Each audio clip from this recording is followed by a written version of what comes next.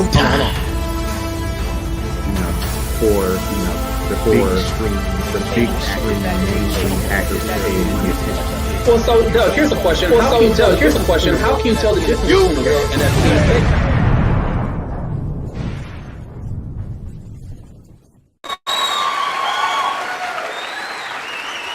Welcome back to a podcast powered by BSGT.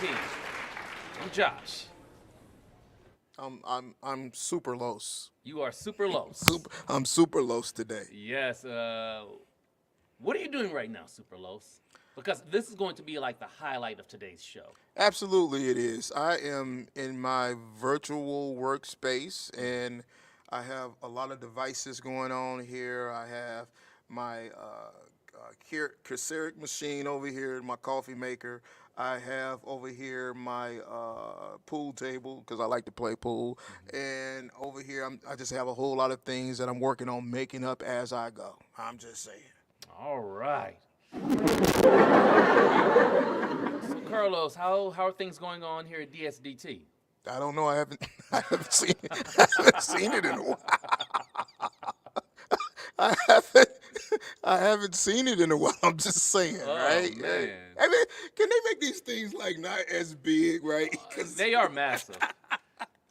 Hey, but you have to start somewhere. You know, with any new technology, it always starts massive for whatever reason. Yep. You notice that. Like Yep. anything is always big, and then we find a way to condense the size. Yeah. What are you trying to talk about? That old cell phone you had back in the 80s? I'm thinking about Saved by the Bell.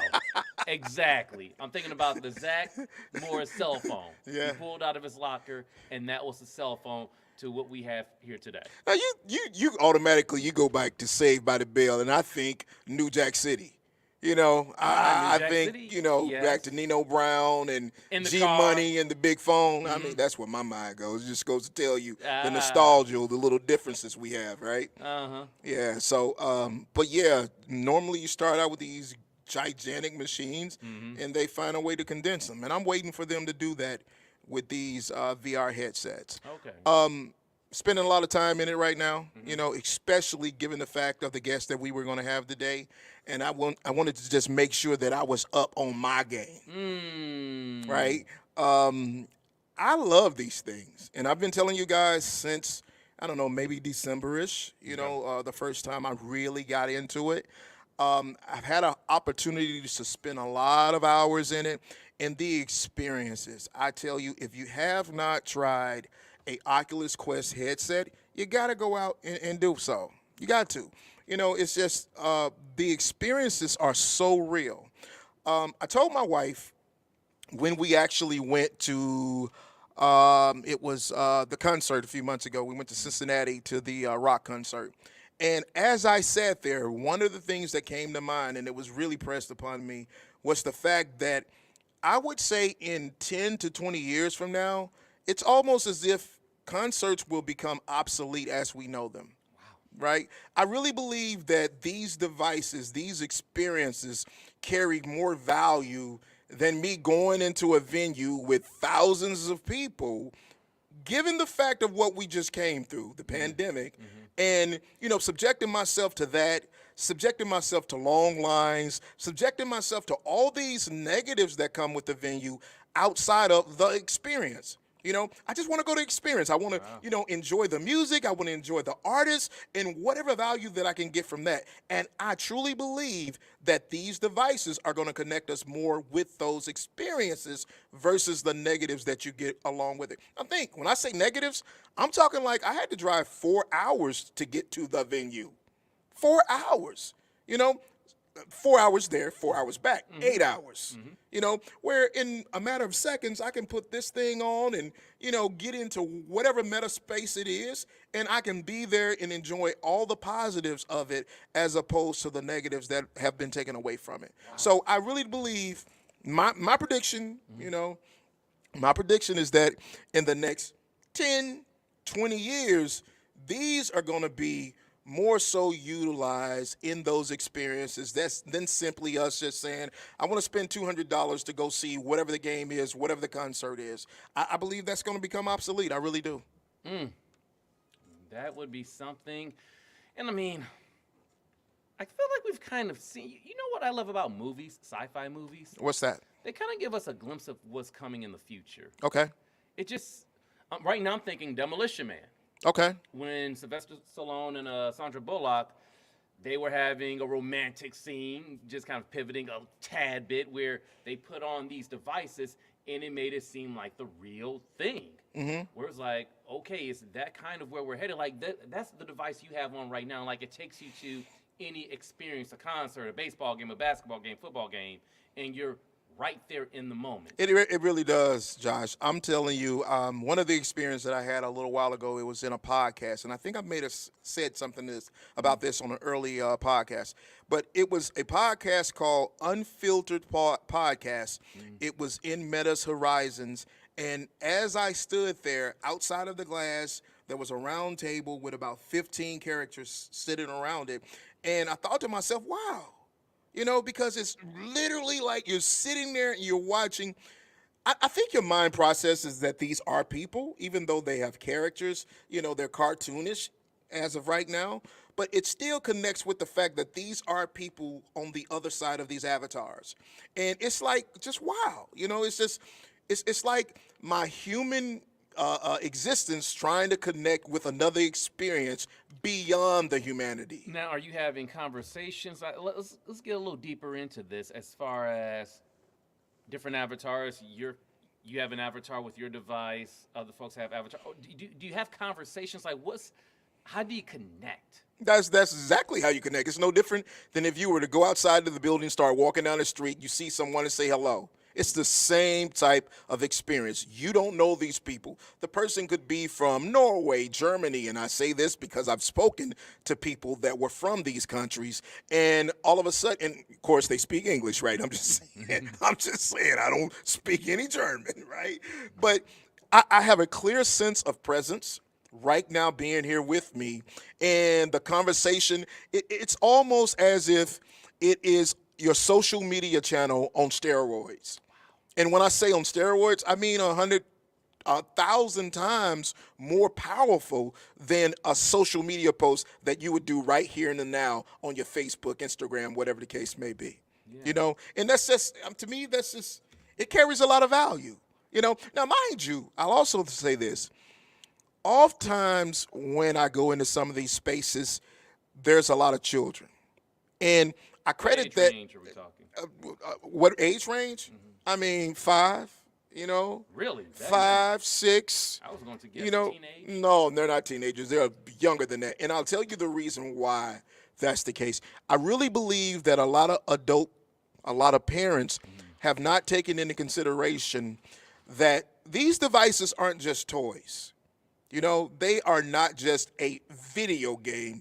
As I had a gentleman sit here the other day and say to me, he says, no, and actually I had an interview last week. These are intimate experiences. Absolutely they are. So when you're sitting and you're telling me as an adult, and when I say an adult, the person I was interviewing, he was probably about 52, and he was like, oh yeah, I've never tried one out because, you know, I'm not into video games. Mm-hmm. They're not video games. Let's just break that myth right now. They are not video games. Right? This is not the Atari that you had back in '88 when you were playing Space Invaders, sitting there with your little homeboy or your even Call of Duty. Where you're playing against it's not that. It's not that. So I say that as parental to give some sort of warning, right? When you are getting these devices for the kid, for the grandchildren, make sure you have somewhat of a parental guidance. Yeah, you always have to, because some of the experiences that I've seen with my own eyes inside of these things, they're not for children. They are absolutely not for children. Wow. So we need to make sure that if you guys are getting into this and that you are considering maybe getting one for the grandkids for, you know, Christmas or whatever, just take my advice.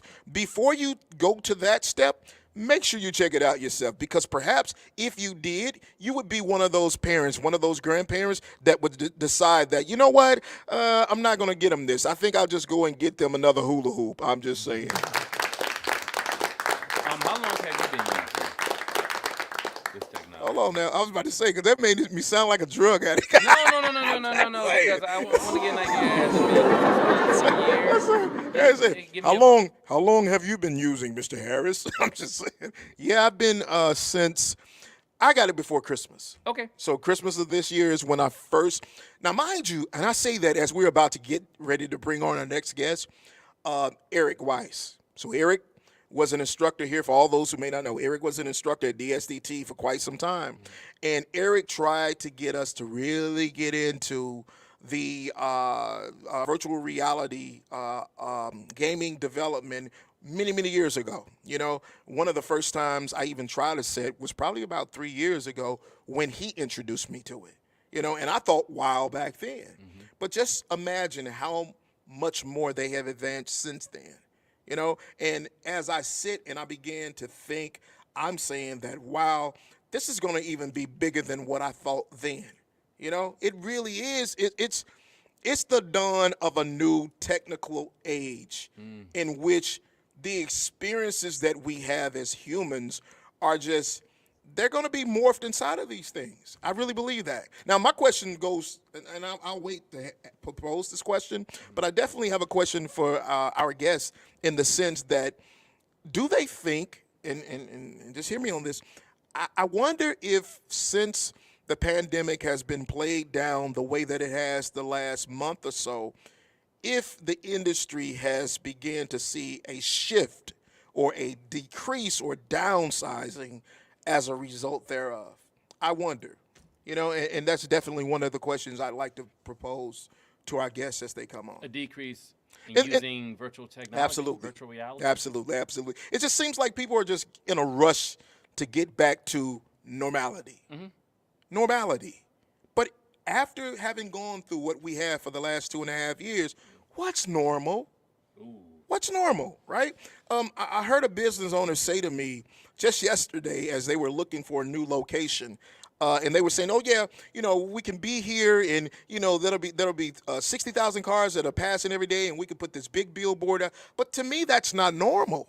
You know, not in the face of technology. There is no such thing anymore as outside of the regular brick and mortars. And when I say the regular brick and mortars, I'm talking about your gas stations, I'm talking about your supermarkets, I'm talking about things that you have to have a brick and mortar for, within reason. Because I can tell you right now, Amazon is looking to blow that off the map. Yeah? If you've never been to an Amazon Go grocery or market store, go check it out. It's not like the regular grocery store. But anyhow, we're not in the age anymore where the brick and mortar has to have a specific location. Right? The location can be anywhere because your customer base are those individuals that are around the world. It's no longer just Detroit School for Digital Technology, right? It's DSDT because we're still trying to figure out the Detroit part after having come through the pandemic. Right? What do we become as we're on the steroid of this technical age in which everyone is connected around the world, and it's just not the people that are in your local community, your local village. There's so much bigger than that, and we have to keep that in mind. It's not just location, the way that you were taught back in 1986. That doesn't exist anymore. Wow. Just saying. I'm just saying. Well, at the very least, it's become a hybrid situation in every industry. Absolutely. Absolutely. It just depends on those that embrace this technology are the ones that win more. I'm not going to say that you are going to be the ones that just totally dominate. I'm just going to say that you're going to win more, right? You have to begin business owner, you know, individual that wants to go to school. You have to begin to embrace that the day is coming when you're going to be connected, whether you want to or not, to everyone on the face of the earth, however that may be. And before we bring in our first guest, I asked you how long had you been using it, just to give some perspective, because we talked about the parental advisory. At least for now, ideally, Carlos, just from your perspective as an adult who's been using this virtual reality technology, what do you think like the minimum age should be for someone to use this right now, even with parental guidance behind it? Wow, that's powerful. That's powerful. Because we need to learn more about how intimate this is, how the connections tie closer and closer. I mean, those are things we're going to learn over the years. So just as an adult, as a parent, if you could put a ballpark out there. Okay, and I'm gonna say it. Okay, so it's two ways you asked me. One as a parent, right? Two as simply an adult, right? So having the experiences that I had, and we also can shift this question to the guests when they come on, but definitively, and remember, I'm one of those strict parents. I'm sorry, right? I'm the guy that didn't buy his boys guns, No or toy guns. no I don't care video if it is games, orange. no video games where they were shooting, none of that stuff. I didn't do that, right? Okay. So I'm the guy that would have to say, being as liberal as I can, I would say at least 14. Okay. 14 would be my magic number, that you would be able to go into these environments and have a sense of Right from wrong. matureness about yourself, to where you don't get caught up in a situation to where we go from stalking online to being in virtual environments where those type of things become issues. Right? So 14 is my number. And I say that tongue in cheek, because sometimes you have some 14-year-olds that aren't as mature as they need to be in these environments. But that's me, right? Again, I would definitely propose that to the professionals who do this all day long. And I don't even know if there's a thing or if that's a qualm with it. But definitively, I would like to know where their stance is in relations to the protection of the younger adults that are into these environments. Absolutely. All right? All right. Well put, Carlos. Thank you. Absolutely, absolutely. I'm a professional at this. Y'all know that, right? I'm just saying. So, why don't we just go ahead and talk about these two young fellas? All right. All right. Who do we have? We have Eric Weiss, and we also have Keith Waggoner. Okay. Right, and so guys, come on now. Y'all know I always tell you the truth, right?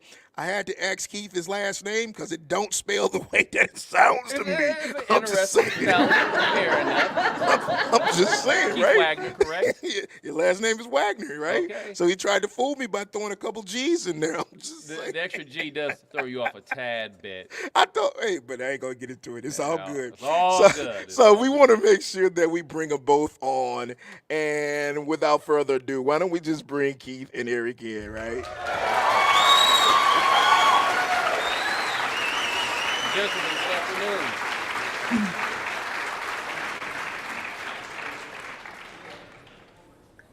What y'all waving at me for? Wait. I thought somebody was going to kick it off, but hey, how's it going, guys? Hey, okay, all right. Absolutely. So, Eric, let's start off with you, my friend. You are a former instructor here at DSDT. Talk about again what you've done here at DSDT and what you're currently up to right now. And then, Keith, I'm going to do the same for you, just so people can get a little bit more background. Okay, so when I was an instructor at DSDT, I worked in the film department, and I also focused on doing some curriculum development as we were building upon our classes and trying to add it to our program. So I was leading the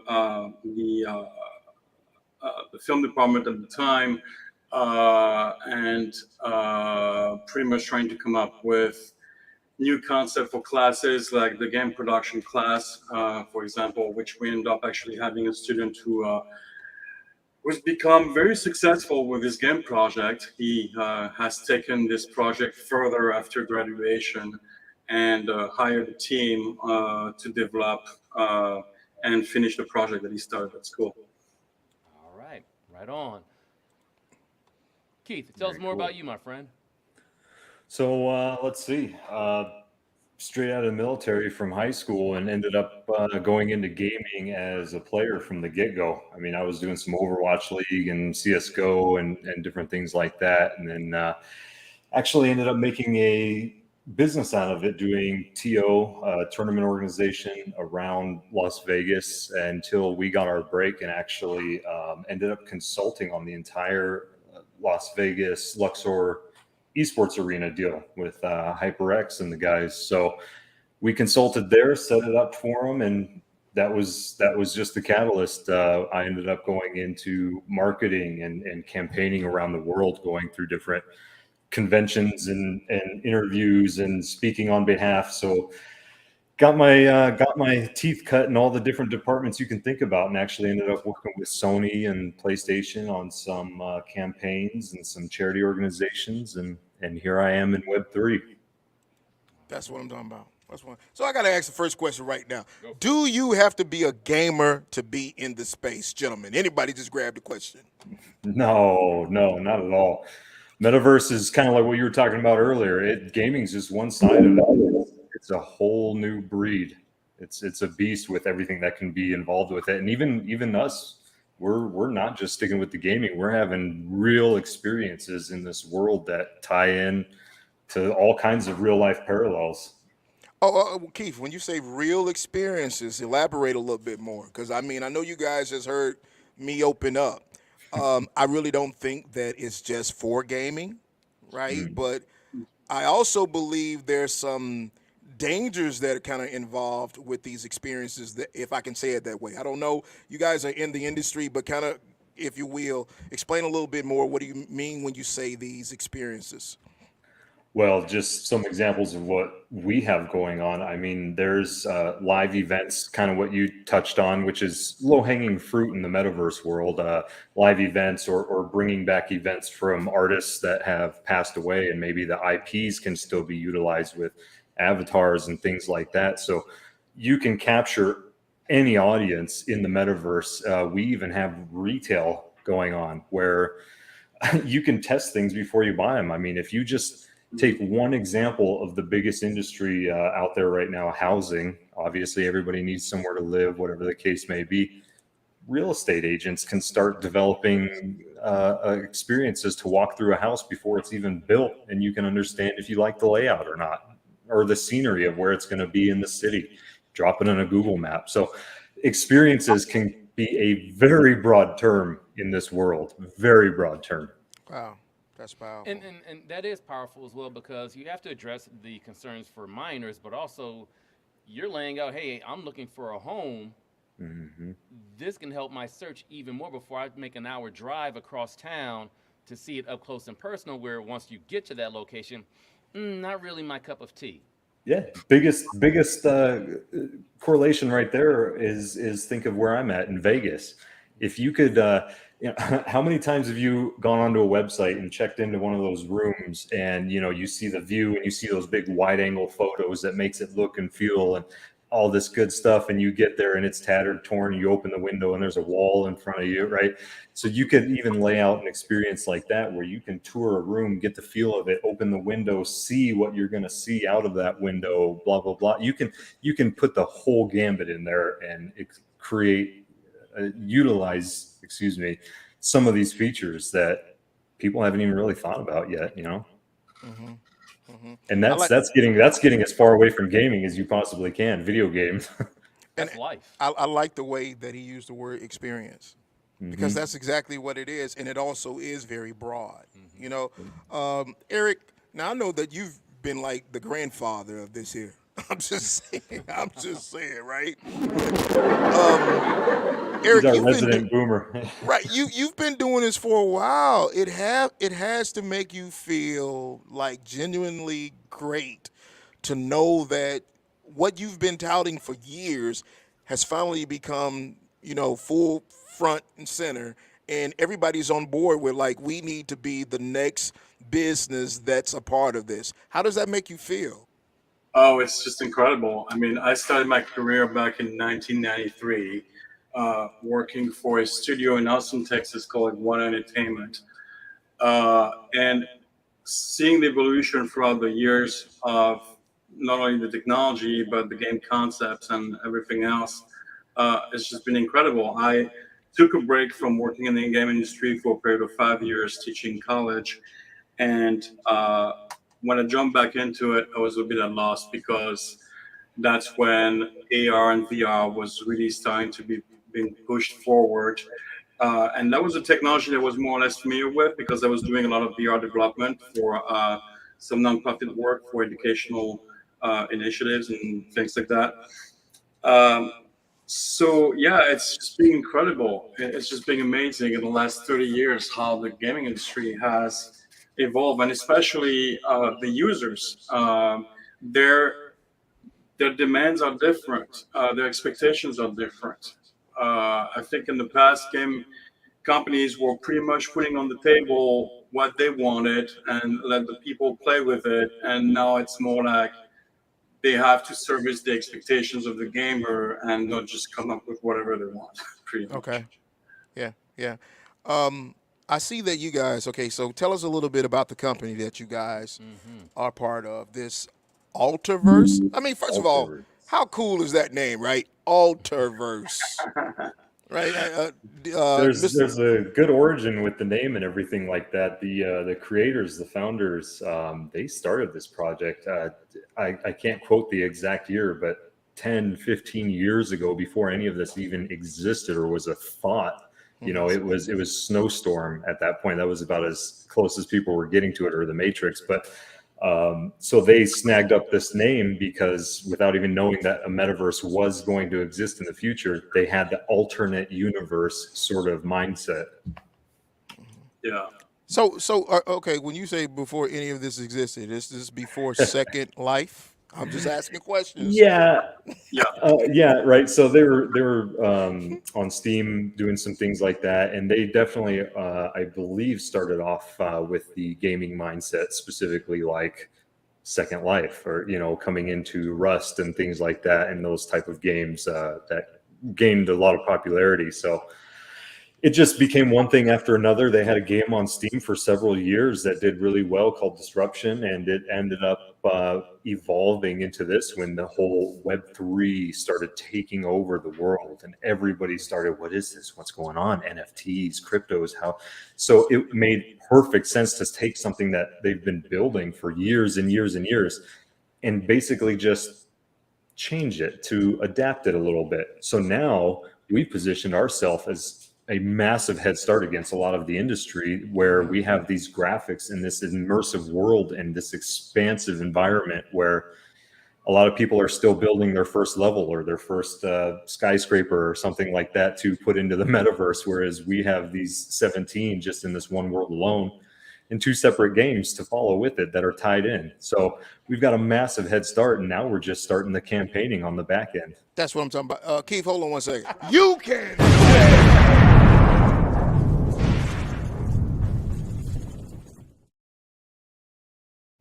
I'm just saying.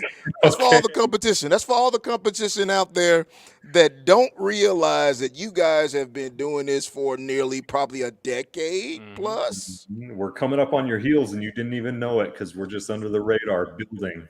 Absolutely. So you guys actually have quite a few offerings with this. Can you kind of explain to us the other projects that you have outside of the gaming? Because first of all, is there even gaming involved with this platform? Oh, 100%. Yeah, we're one of the few that are really staying endemic to the gaming audience. We want to make sure it's a frictionless conversion for them to understand and have no skin in the game, because the Sky City, which is our base game, is free to play. You don't have to connect a wallet. You don't even have to know what an NFT is.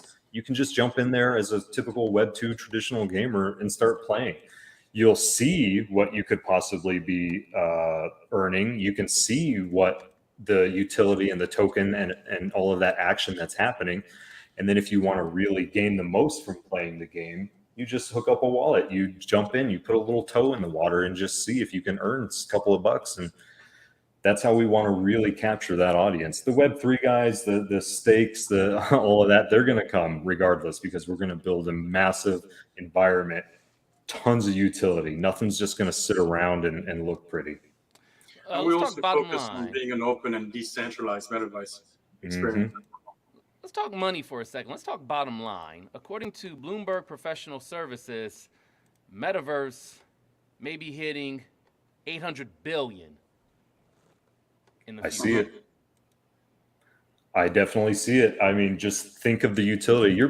So if we break it down into very, very common ideation, you have the internet right now, right? So AlterVerse would be our internet. It's infinite. We can add to it. We can change things around. It's massive and expansive. Underneath that would be a web domain. That's Sky City. That's one of our games where we can still do the same thing. We can do anything we want to do in there, but it's only one web page of an entire internet that exists. So a lot of branding can happen, a lot of real world things that you experience right now: shopping, retail, entertainment, TV, streaming, hanging out, socializing. Name any one thing, I'll tell you a way it can fit into the metaverse and they can monetize it. And we're leading the spearhead on that, as far as a lot of these partnerships we're bringing in and helping them figure out a way to reach their goal. And in doing so, it helps us experiment and see what's really possible. And Eric, did you see this vision or had an idea we could be having this kind of conversation at this present time years ago when you're pushing for this just to be a course? And if you did, like, what were the early signs? Well, personally, my primary introduction to VR was mostly like through education. So I would honestly say that my vision of using VR was limited to that back then.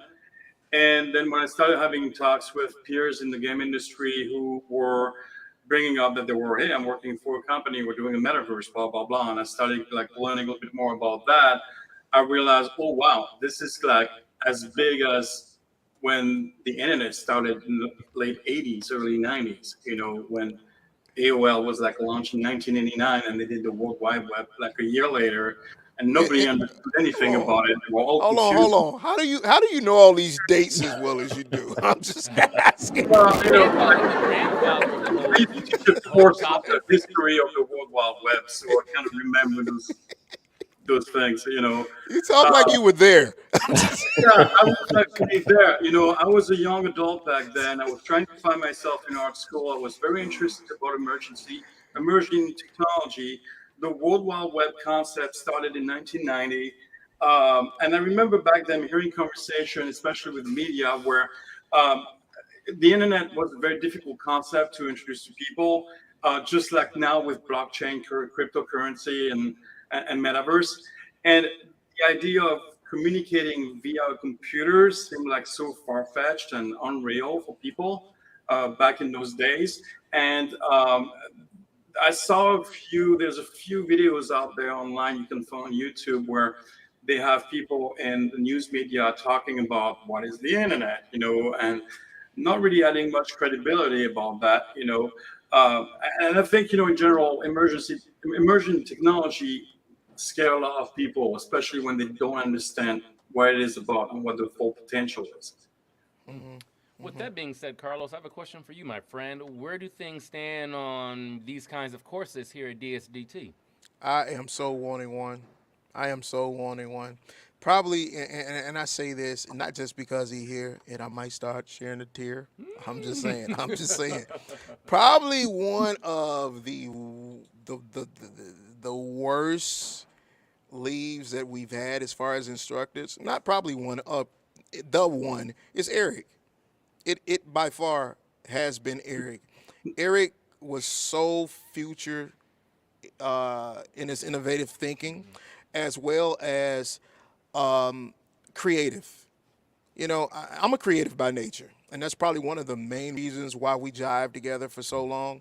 I love the opportunities that are being afforded creatives now. I'm not the guy that wants to come and sit in your cybersecurity class and listen to all the technical speak and have to figure out that just no, just give it to me. Let me break it and figure it out.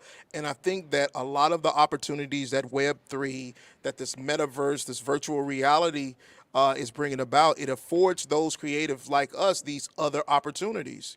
You know, we're not talking about just the youngsters, you know, youngsters that, and when I say youngsters, I mean the younger individuals who are in the industries and they're looking to get into it because of gaming or whatever their first experiences were. I'm talking about the old guys like a Carlos and Eric. You know, creativity does not die. And these tools, this technology has given us another opportunity to be able to express ourselves in ways that we didn't even imagine back in 1990. Yeah, in 1990, I was there too, Eric. I'm just saying. I'm just saying. Right? Yeah. But by far, I think that I would love to have a program that trains for virtual reality development as well as some form of gaming. And that's what's the biggest push that he had while he was here. But keep in mind that as a trade school, a technology trade school, the biggest portion for us is that we have to have employers on board, right? That's always going to be our go-to. We can teach it all day long, and if that was the case, we'd be like your universities of Idaho. But at the end of the day, not only are we training you in the environment that we're in as a vocational school, but we're also hoping to place you with the skill set that we train you in. So that's a big difference, as well as a deterrent from just simply having a program to have the program. It sounds good now. I really truly want a program like it. Maybe my good friends over at AlterVerse might be, having a conversation with me later. I'm just saying, where we might be able to figure out a path for students to be able to break into the industry faster. And if so, I would definitely entertain how do we set up a course for that. I was And just anyone, having a conversation with your CEO, Scott, about this, and he would definitely entertain the idea of having interns or even students who graduate, who meet our requirements in terms of the training that they need, to be employed within the company.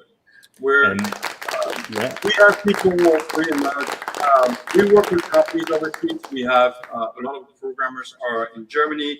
I have some of my concept artists who are in the country of Georgia. We have Keith is in Vegas. We have people in California. Our CEO is in Minnesota. So we embrace bringing everyone on board that's from all different kinds of horizons, as long as they are hungry and they're passionate for the idea and the concept of the metaverse, and they can see the vision that we have, because what we're doing is absolutely exceptional. In my almost 30 years of career in the game industry, I've had the opportunity to work on some blockbuster AAA games, Medal of Honor, things like that. Never have I encountered such a challenging and fascinating project as I have now. This is one of the reasons why I went back to the game industry. Now, hold. I want to hold that right there. Hold that thought. We got to take a pause for a moment, pay some bills, but I want to come right back and pick that up. Okay, Eric, if you guys will hold on for 1 second, we'll be right back. Ladies and gentlemen, I'm Josh. I'm Carlos, better known as Crypto Los. This is the Tech School podcast powered by DSDT. I just made up Crypto Los in case you didn't. And that's exactly what this is. It's a great season. Season 4, we're back in the building, side by side. If you haven't checked out the podcast, make sure that you go to it wherever you get your podcast from. But in the meantime, see ya. Hello, I'm Jason Stemmer. I served 5 years as a combat engineer in the United States Army. In the summer of 2019, I joined DSDT to learn advancing technologies in computer support, networking, cybersecurity, and many valuable tools in digital media. DSDT is partnered with a lot of veteran-friendly employers, and with the help of DSDT's Job Placement Assistance, I was able to quickly begin work in the IT field. I'm very pleased with this direction, as there is unlimited potential in the technology field, with no signs of growth or demand ever slowing. So come in for a visit, take a tour, and schedule a meeting with an advisor. DSDT really changed my life for the better, and it can change yours.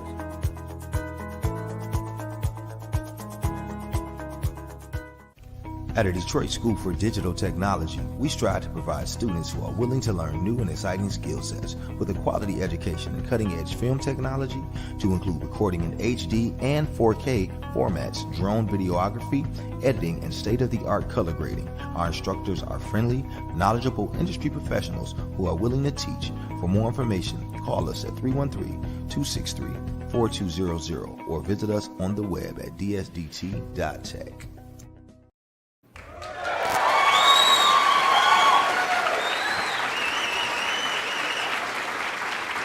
yes, we are back, and Carlos asked Eric the question again, so let's kick off that conversation. Let's continue it.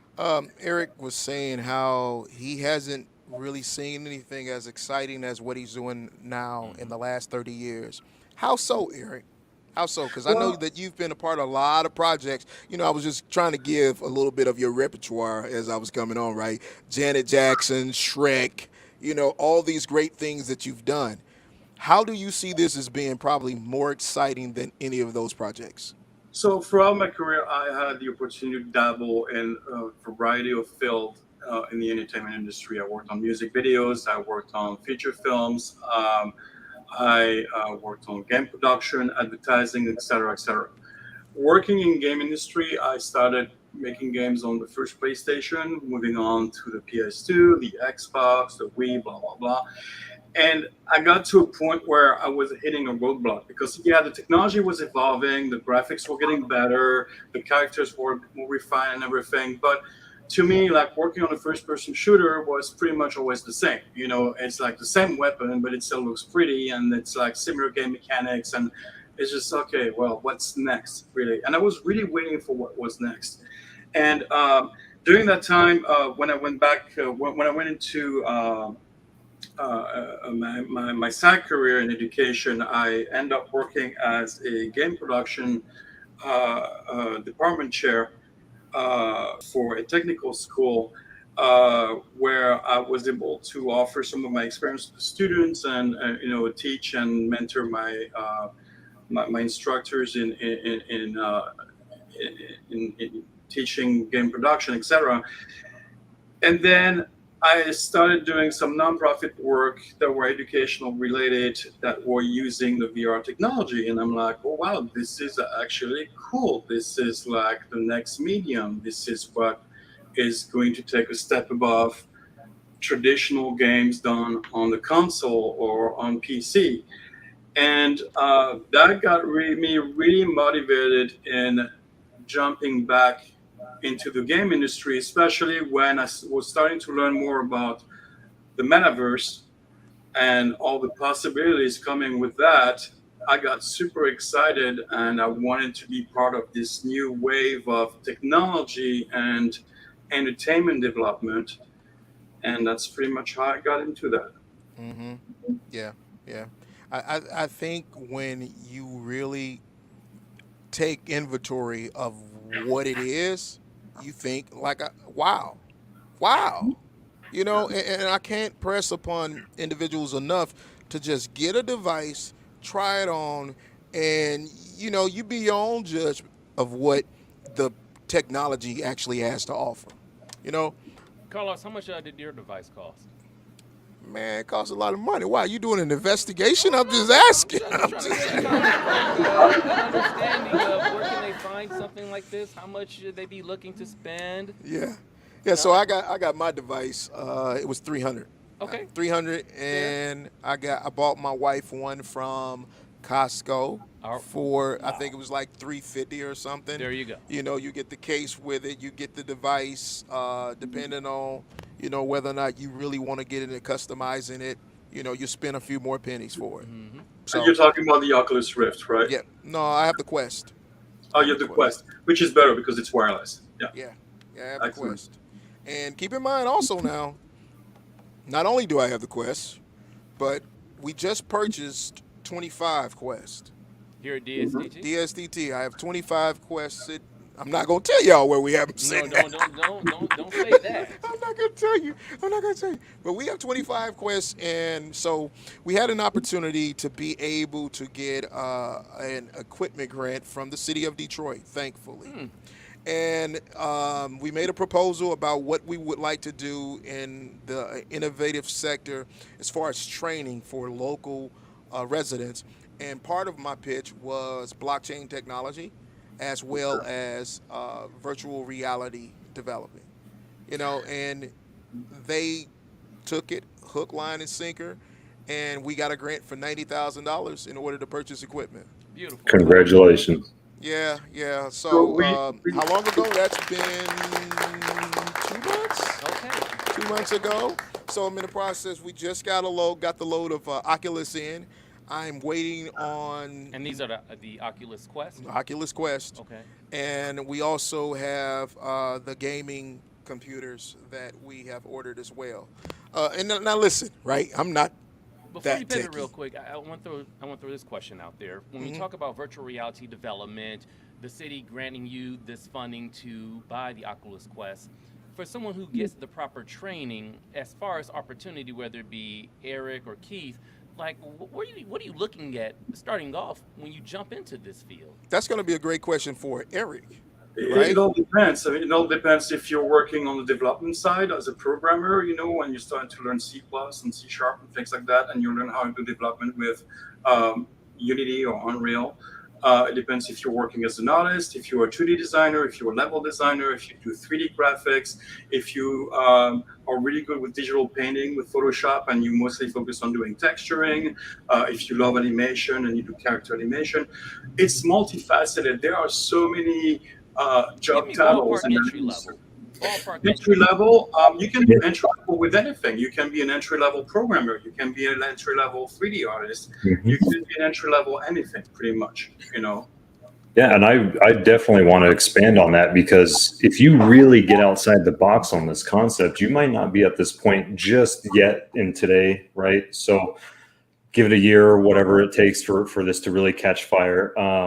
You think of the opportunities, the jobs, the paths that are being created just with like AlterVerse alone.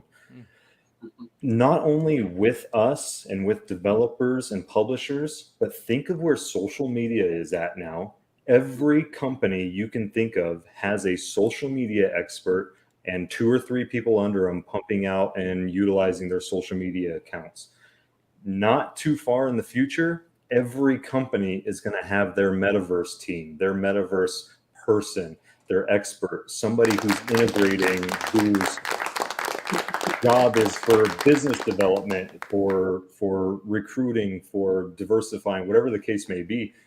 So all of this that we're doing is just creating a new ecosystem, and there will be plenty of jobs for people. I believe that 100%, Keith. I believe that 100%. And not only that, but I like to hone in for a quick second. You are a veteran, correct? Correct. When did you discharge? It was about 2010, but I contracted for several years after that. That's Okay, where the so real- you got out the military. How long were you in? 4 years. In for 4 years. Let me guess, Army. Navy. Oh. No, I draw with the crayons. I don't eat them. So you were in the military for 4 years. You got out. Did you decide that you wanted to pursue a career in advertising, marketing, or what was it? What brought you here? There was 1 or 2 steps in between, actually. Like I said, I was always a player. I would be on teams. I would set up tournaments. I would do things like that. But believe it or not, straight out of the military, I was in the film industry. So if you've seen John Wick or 1 or 2 of the Transformer movies, those are actually my firearms in there that I built with a team from a company. So I started off in the firearms industry, believe it or not, as sort of an Hold artist. on. Back Yep. up. Back up. Back Yep. up. Did you just say that you built the firearms that were in these movies? Which one? John Wick, which one? 'Cause there's 3 of John them. Wick #1, the pistol, the shotgun, and the rifle have my hands all over it.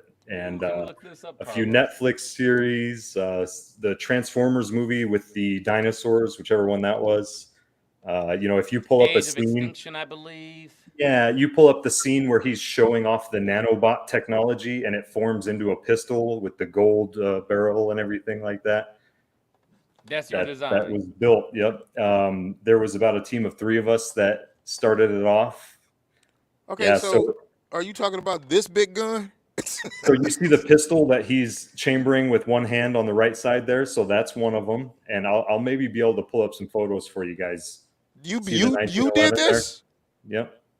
And then no, this is the first movie, I believe, when he's at the end. But you'll see very clearly any of the weapons that have the big, beautiful gold barrels on them. In the first film, those were mine. We did the frame, and a team did the barrel. A different team did the slide, but all the framework and all the internals are mine. Okay, so this still goes right back, right? How did you end up getting Getting this into opportunity. this? So it was a weird thing of events. I was just at a mixer one night and ran into a producer who was working on some films, and we ended up talking about some military background. And they brought me in as an advisor to show the extras how to fall down right when they died. Okay. That's what they brought me in for. And then when they found out my skill set with the smithing and the customizing and the artists and all that good stuff, it evolved over about 2 years. I ended up doing that for. So did you go to school for this? Are you self-taught, or how did you just happen to Self-taught. have these skills? 100% self-taught. The military taught me quite a bit. When it comes to the gaming side of stuff, self-taught marketing. I did some schooling and things, but it was all self-taught. Wow, wow. Eric, can you hold on for a second? You can.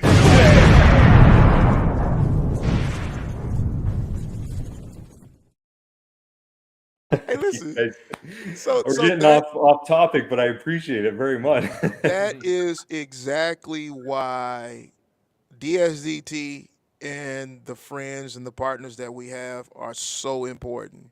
Now, And you never know where you're going to end up, right? And it was just a friend who knew a friend who knew a friend, and then I ended up being in the game side of things and really following my passion. The rest was hobby. This was passion. so we at DSDT, over 85% of our student base are veterans. I saw in the And ad. I was happy about that. and more of our veterans come in because they want to get into cybersecurity. But and if anyone knows, it's Eric firsthand that a lot of those veterans are still looking for what's the next chapter of their lives. And part of that is that a lot of them are creatives, but they hear that there's a pot of gold at the end of that cybersecurity course, and they're chasing it. But at the end of the day, they really are passionate about whatever the creativity that they have. And you just exclamated exactly what I'm often talking about. Bravo to you, man. Bravo. Yeah, well, and I appreciate you guys giving them that outlet. It's absolutely the right way to go. I just have a brand new daughter, 5 months old, and she's going to know how to build a PC before she knows how to do her nails. If I have anything to do with it, because that's where it's at. What's her name? Naya. Beautiful. That Beautiful. is You said 5 days old? 5 months. 5 months. 5 months. Okay. 5 months. Congratulations. Yeah. When we're talking about My wife will kill me. She's just turned 6 months. Sorry. Yeah, you better get it right. correction, You better get it right. a word that just came to mind, algorithm. Does that play a factor in the metaverse and virtual reality? Yes, Oh, no. Yeah, I mean, Eric will probably speak a lot better to it, but in my mind, everything's run off these metrics and these algorithms now. Like I mentioned, social media is the biggest spearhead of that. One hashtag away from being insta famous or nobody seeing your stuff. Yeah, absolutely. Yeah. Mm-hmm. And yeah, same in the metaverse, Eric, if you can speak to it. So what do you mean exactly by algorithm?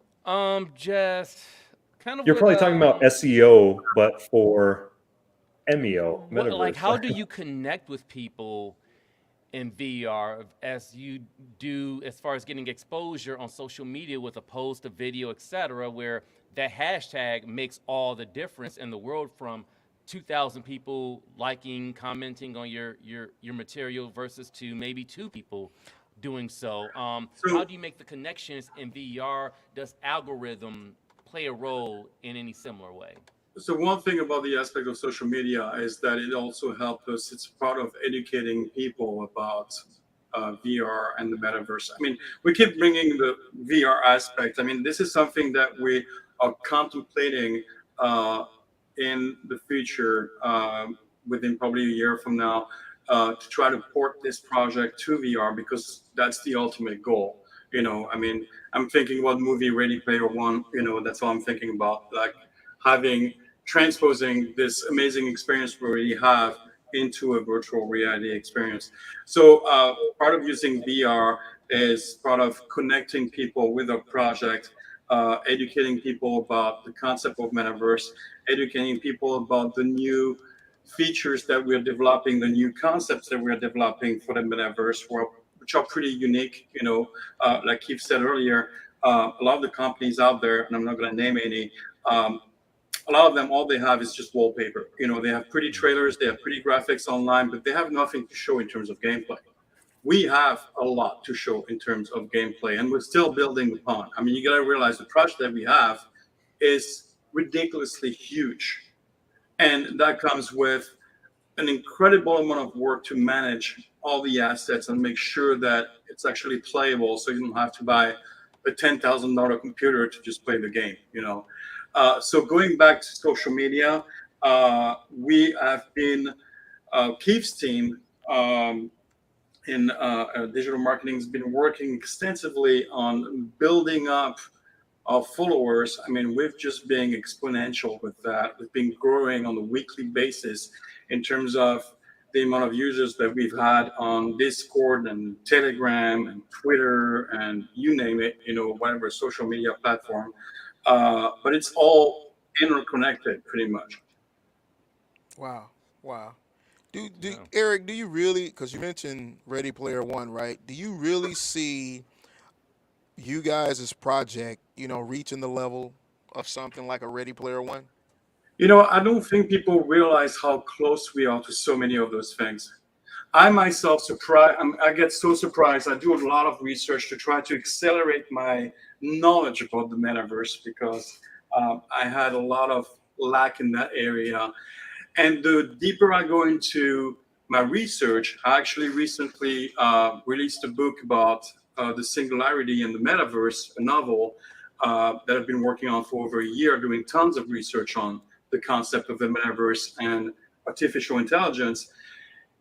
It's amazing how quickly we're getting to this. I remember you said earlier in the show, you were talking about 10, 20, 30 years from now. I don't see it that way. I see it like 2 to 3 to 5 years from now. You'll be very surprised about the kind of technology in the metaverse people will have access to. I don't think it's going to take that long. And you know what? I agree. When you put it that way, I do agree with you. I think, though, what gives me the 10 to 20 year spectrum is adaptation. It's not necessarily whether the technology is here, because we already know that there's various forms of extensions of the reality that are already here. But is real world adaptation like the cell phone that everybody has in their pocket now within a matter of, how long did it take for everybody to get a phone? I can remember the day and time, Eric, when there wasn't any cell phones. Sure, I'm here. Right? We had to send pigeons. Yeah. Well, no, that was in your time. That was in my time, yeah. That was in your time, right? But when we're talking about adaptation, I don't see in the next 2 to 5 years there being, long lines. I don't necessarily. Maybe not with the general public, because it will take some time for people to get accustomed. Although you'll be surprised how many people out there are so into it. But in terms of technology, yeah, I think it's going to take longer for people to catch up to the technology than the technology to catch up to people. Yeah, it's not the adaptation, it's the exception, it's the acceptance of it that is going to take the longest. Because if you think about where we're at right now, this is the pioneer phase, and next up, if any of you guys have actually watched Ready Player One, they're in a dystopia. They're in a kind of ruined world where they have to get out of the metaverse almost. So they're blown past the golden years, and we're just coming up to the golden years where it's going to be a huge boom, I think, where people are going to understand it and be able to wrap their mind around it a little bit. And this whole new age of new people coming out of schools like yours and people that are just growing up into this world like my daughter will, it's just going to be second nature to them. They're going to be looking ahead. They're going to be looking at the augmented reality and the immersive stuff like the haptic feedback, which is already out. That's the most futuristic part, and they're already doing that. Yep. Do you guys think that the post-pandemic world has hurt the industry more so than has helped it? I don't. I remember you asking that in the beginning, and I was hoping to come back around to it because I don't see that. It's this new norm that's definitely carried over into this sector as well. The new norm are these remote teams. They are these remote games and remote experiences, and certain things like, you were talking about, you had your VR set on earlier and you're in there with your Keurig machine. So you can save product for companies, even if you can see how the Keurig will look and feel like what Amazon is doing right now, or whatever the case may be, where you're saving product. You can get influencers and they can have a new stream of income where they have these virtual products in the background as, this TV sitting here or whatever, instead of it actually being there and them having to ship me a free sample so that I can get tons of views for them. I can just plug it in the background instead and manipulate it and do all that. So getting off track, sorry to digress, is that I don't see it being a hindrance at all. All it did was catalyze it. It gave it a starting point, and really, I think everybody's getting started just now. Oh, that's good. What the hell? What? I thought you had one right behind you. What was So that? what I would add to this is that I think actually the COVID phenomenon thing, I shouldn't call that way, but I think it actually pushed the VR forward because people were looking for those intimate experiences, for additional entertainment while being sequestrated at home. So people got a bit more familiar with VR because that was a great way to escape and get additional entertainment at home rather than just watch TV or playing video games. So I think the whole COVID thing accelerated that people wanting to know more about VR. Wow. Wow. Okay. So there was a report made that 13 big industries, the rise of virtual worlds could disrupt. And I don't know if you guys agree with it, and I don't know whether or not you had a time to look at it, but here they are. What do you guys think about this list? Right? Fashion, retail, gaming. Oh, wow. We don't want to say gaming because that's where you guys are. Sports, fitness, real estate, financial services, cybersecurity. Why cybersecurity, I wonder? Right? When it says disrupt too, that's not necessarily a bad thing. That just means a big change, right? Whether it's for the better or the worse, it's just disrupting that in some way. So some of these I can see having some issues, maybe law firms, right? But the other guys, every person on this list right here, every niche and vertical we already have implemented into Sky City in our AlterVerse game. We already have at least one brand or company from each one of these facets that are excelling forward into it, not rearing back from it. Ho, bag up, stop. Hold on one second. Are you saying you guys already have an educational institution in Sky City? Absolutely. So it isn't in a physical spot yet. We haven't built the frame for it, but we have a few educational programs like SCAD. We actually work with for a lot of their classes and things like this that they're going to start implementing. So it's right around the corner. Even NASA has some interest in doing some experiential learning programs with us. I'm just saying, if it doesn't say DSDT, I don't want to talk about it. Hey, I'm just letting you know. I'm enlightening you so that you're going to, turn around after this conversation and we're going to plug you right in. Absolutely. And we have fitness and retails and restaurants and you name it. I mean, you got to realize that world, Sky City that we have has 17 different platforms. Each of those platforms are huge. They are like a game within themselves, in that server. It's humongous. And all the assets that we have in these games, all the things that people can do. It's like going to the Louvre. It's going to take you days before you get to see everything and walk around, pretty much. Wow. Yeah. Agreed. Wow. I think that for me, where you guys are, it kind of gives the semblance of the .com boom, right? When there were so many companies that wanted to be a .com. I mean, dog.com, hair.com. Everybody wanted to be a .com, and the day came when a lot of them were eliminated. It seems with this metaverse uh, boom, that there's a lot of companies that are trying to race to be the next Google, the next Facebook. Is this kind of where you guys are niched as well, if I can We're a ask lot it more that ready way? than that. Huh? I'd say we are a lot more ready than that. I mean, I don't consider ourselves to be a startup, even though we are a startup with that project. We have people who are behind this project who've been doing this for years, for over a decade, who've been thinking this through for a long time, who are like precursor and visionaries in the concept of the metaverse. So it's not like, oh, let's put together a team. We're going to do a metaverse and come up with some cool stuff to do. This has been an ongoing project over the years, and it's being thought through very meticulously. And this is the reason why I'm not worrying about us succeeding, because we're just not newbies in that business. Wow.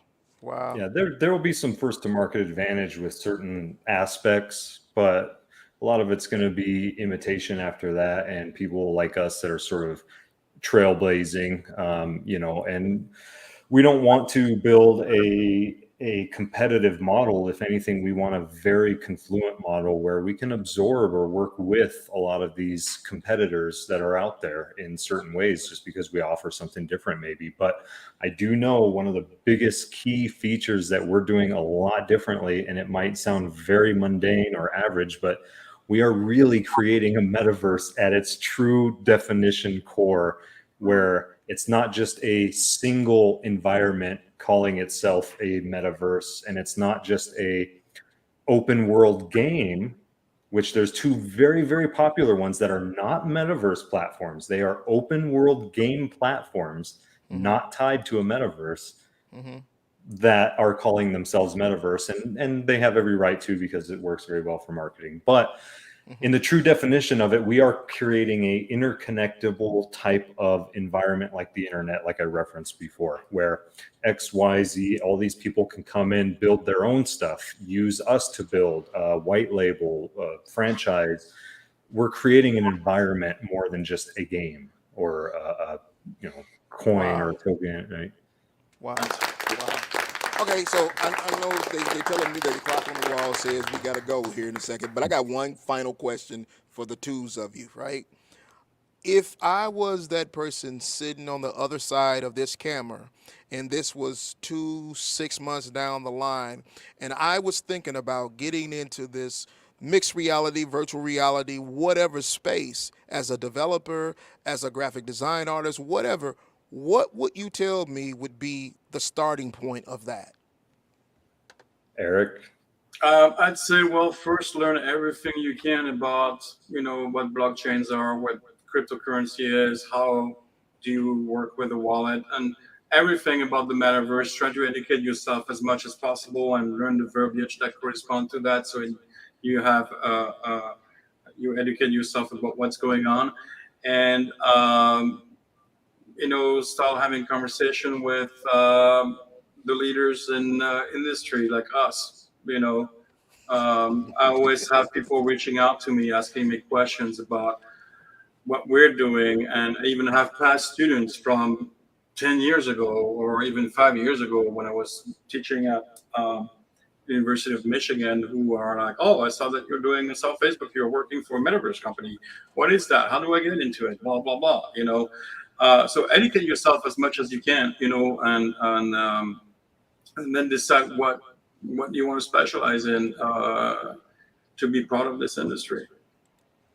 Yeah, Keith. I really have to piggyback off that, because that was really well put. It's diversifying yourself. Look at the background people myself come from. It's all accumulated to help itself out. If you're a one-trick pony, you're going to box yourself in, or in this tech and software industry, everybody watching this should at least understand it moves quick. It moves very quick, and it zigzags. It does not go in a straight line. So diversify yourself, learn all the different programs you can, watch all the YouTube videos you can. I almost watch YouTube tutorials and things more than I watch TV anymore. So diversify, like he said, and just don't be afraid to start out somewhere. A lot of these people are pioneering right now, and they need those pioneering mindsets. And I would add one more thing: learn about it now, because this Yes. technology, those Be changes a late adopter. are inevitable. This is inevitable. What is going on with the metaverse, with the way the technology is going to change our lives, the way we're going to be interacting with one another, the way that we're going to shop for things. Like 20 years ago, you would tell me I can buy a table online through Amazon. I would be like, you're nuts. This is crazy. Like, who's Without going to seeing deliver it it? How's first? that going to work? Like, a guy's going to come with his car and bring that stuff? How does that work? Everybody needs to be familiar with this, because this is inevitable. 5 years from now, everybody is going to have to know what's going on with the metaverse. Very quickly, is there a particular source, website, agency, organization where people can go to search for leaders of this industry to connect with and start that process of Good learning question. more? LinkedIn. I would just go on LinkedIn. I would just do a type LinkedIn of is LinkedIn gold. metaverse, or and find people who are, or look for companies who are actually doing that stuff. So like us, AlterVerse, you go to LinkedIn, you type AlterVerse, you see a list of people who are popping in, who are part of our team, and just send them a friend request, connect with them, and ask them questions when they're available, and Yeah. you know. Always Bingo. always happy to. And don't underestimate these live events now that live events are a thing again. Go to them. There's people, there's lots of people, lots of diversity. There's people at your level, in between, up above, different categories, different verticals. You'll learn a lot from going to these events and just rubbing shoulders with people. I love the fact he said your level. I'm just saying, he said your level. He must be talking to me. Yeah. Hey, listen, guys, listen. Loved it. Loved it. Loved it. We definitely want to thank you guys for taking out an hour of your busy schedules in order to come and sit and have this conversation with us. If I could only share with you the value that it brings to our community, and I'm so grateful to have a person, a friend like Eric in the position that you are right now. You are by far a trailblazer, you're a pioneer, and you're opening the doors for a lot of individuals that you may not even realize it. And I want to say thank you for that, as well as to you, Keith. Keith, we have a lot of veterans that come through here, and they're often in search of that next phase. And you, again, my friend, are an individual that they can look to and say that, hey, he's doing it, I can do it too. So Please do thank reach you. out. Thank Let you, me know. I'll guys. be happy to chat anytime. And of course, I cannot leave without saying, everybody check out AlterVerse.com. Our beta is going to be coming out pretty soon here, so you will have a chance to play and see what we've been building, and check out all the socials. YouTube is growing. And there it is. And that's why he is the CMO. I'm just saying. Thank you, guys, and we look forward to having another conversation with you, all right? Absolutely. Thanks, guys. You got it. Thank you. There you have it. Metaverse is part of the future. No way to get around it. You say part of the future. I mean, like right now, right? Wow. It's right? becoming the future. It's becoming the future for all intents and purposes, and I am just so grateful to be able to have access to individuals that are playing a part of the bigger picture. You know, it's one thing to sit around and talk about it, but it's another thing to actually be in it, really getting your hands dirty and creating it and shifting as the industry does as well. You know, Keith phrased it very well. We are witnessing the pioneer stage. yeah, yeah, Of I believe that. metaverse. I believe that. I believe that. You know, for all intents and purposes, you know, I try to talk to my own children about getting into this thing. Right? For us, when we were younger, hindsight, they say it's 2020. You know, if I could go back to the year 1990 and I could start my own PayPal, I could start my own Amazon. Come on now. You know, how easy would it have been to do it back then? Yes. You know, because now there's so much competition. So much competition. You don't even need a web designer anymore. Yeah, everybody and anybody can do it. Right? So we are literally in the dawn of a new age as far as technology.